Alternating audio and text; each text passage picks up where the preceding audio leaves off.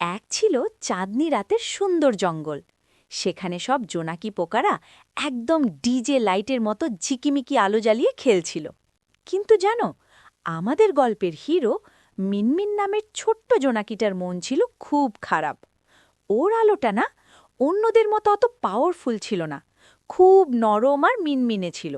ধুর, আমার এই পিচ্চি আলো দিয়ে কিছুই হবে না, সবাই কেমন ফ্ল্যাশ লাইট জ্বালিয়ে ঘুরছে। ইস! মন খারাপ করে মিনমিন উড়তে উড়তে বনের এক কোণায় এক জ্ঞানী প্যাঁচার কাছে গিয়ে বসল। প্যাঁচাটা না একেবারে প্রফেসর টাইপের ছিল। কি হয়েছে ছোট্ট বন্ধু, এমন মন খারাপ করে বসে আছো কেন? ওয়াইফাই স্লো নাকি? আমার আলোটা খুব ছোট, খুব দুর্বল, এটা কোনো কাজেই আসে না। আরে বোকা, সব আলোর কাজ তো একরকম হয় না। অপেক্ষা করো, দেখবে তোমার এই নরম আলোরও একটা স্পেশাল পাওয়ার আছে। ঠিক তখনই তারা একটা ছোট্ট কান্নার আওয়াজ শুনতে পেল। উ উ করে কেউ কাঁদছে। কাছে গিয়ে দেখে, ও মা, একরত্তি একটা পিঁপড়ে পাতার নিচে ভয়ে কাঁপছে।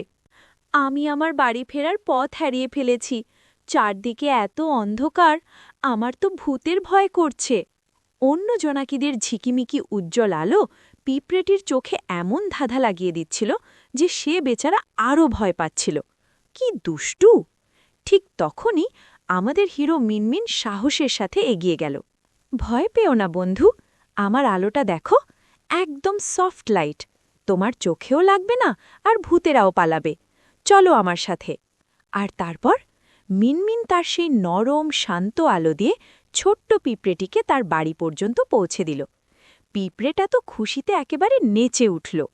বাহ, তাহলে আমার এই ছোট্ট আলোটারও এত দাম আছে, আমি তো একটা সুপার হিরো।